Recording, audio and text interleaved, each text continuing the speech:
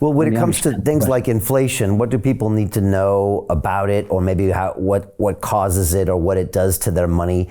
And even the Federal Reserve, is there something they should know about these institutions that are able to maybe print more money and decrease the value of the money people think they have in the bank?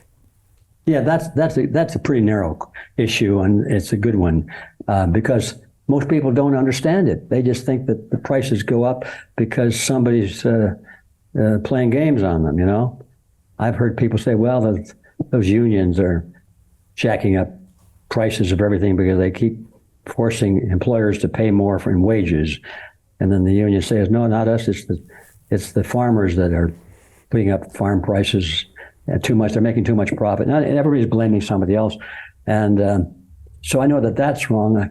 And then I finally, when I got into the study of this, I realized it's a very simple formula. When money is based on something of intrinsic value, inflation does not happen. Does not happen. In fact, deflation a little bit may happen, which is a positive thing.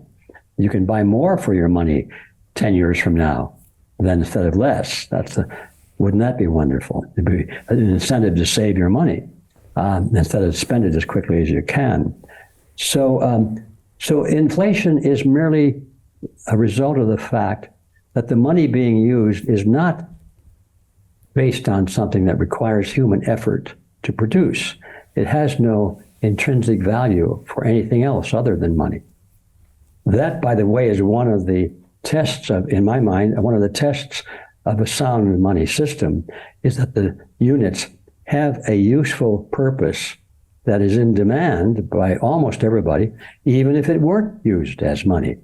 And that's why silver and gold are always, not always, but almost always in historical context, chosen by the free market as a form of money.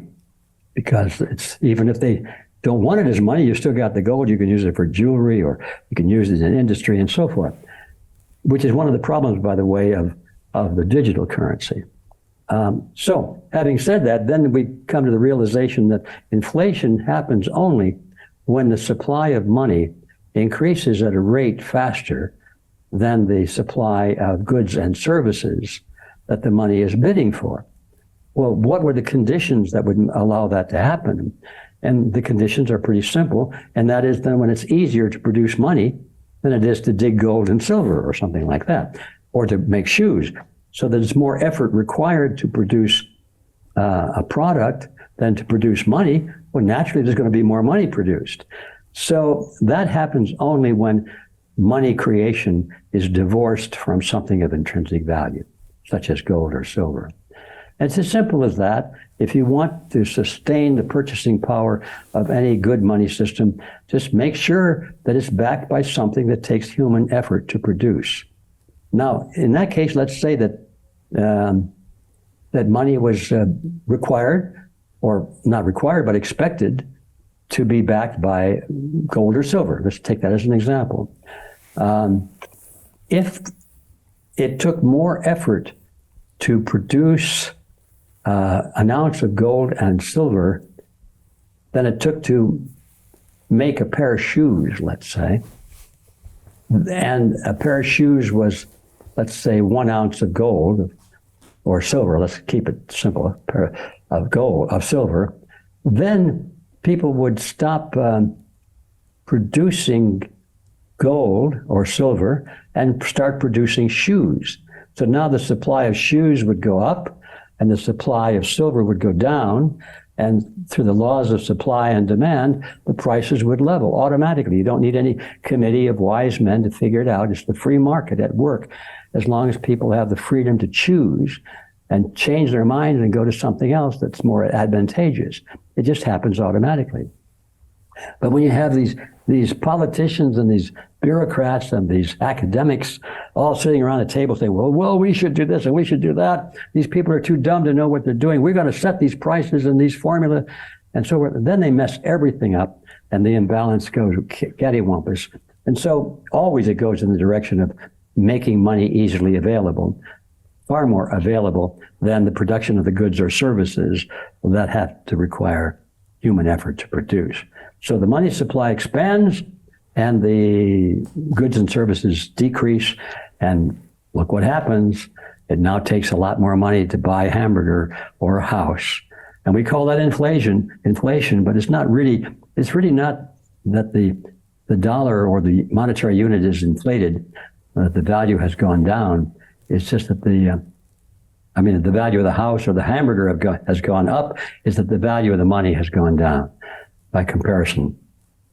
It's a simple thing. I didn't say it very well, but I think any high school kid could certainly grasp it in about 2 minutes. So Jim Rickards has just recorded a video that's not available to anyone in the public, and he's going to be talking about how this upcoming recession is going to be fast, it's going to be bloody, it's going to be nasty. But at the same time, he's going to show you how you can position yourself to profit from all of this chaos. Now, we've made this video only available to our viewers. Go to londonreal.tv/Jim. Watch that immediately. I can't say enough good things about Jim Rickards. He understands the global economic system better than any guest I've ever had on London Real. His predictions are almost uncannily true, and you can learn how to profit from his vision, from his expertise, and his understanding of economics. So go to londonreal.tv/Jim or click the link below. It's an excellent, excellent look on what's going to happen in the future and how you can position yourself to profit from that.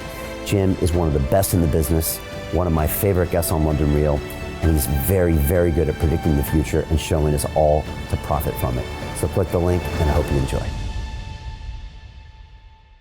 Hey, it's Brian Rose, founder of the DeFi Academy. I've told you my 4-week crypto bootcamp is amazing, but don't take my word for it. This is what my students are saying. The DeFi Academy was an amazing experience for me. It took me totally out of my comfort zone. In this course, I was challenged, I was held accountable, and pushed to do things that honestly weren't always easy. It's been phenomenal, and I can't believe we're already up on our 4 weeks. It has flown by. Going through this DeFi accelerator by far was one of the best courses I've taken. You do this course, you really get into the nitty-gritty of the activities that will make you comfortable with decentralized finance. Thank you so much to Brian and everyone at London Real and the DeFi Academy for even putting together an amazing course like this. Anybody else that wants to do it, please sign up. It is well worth the money.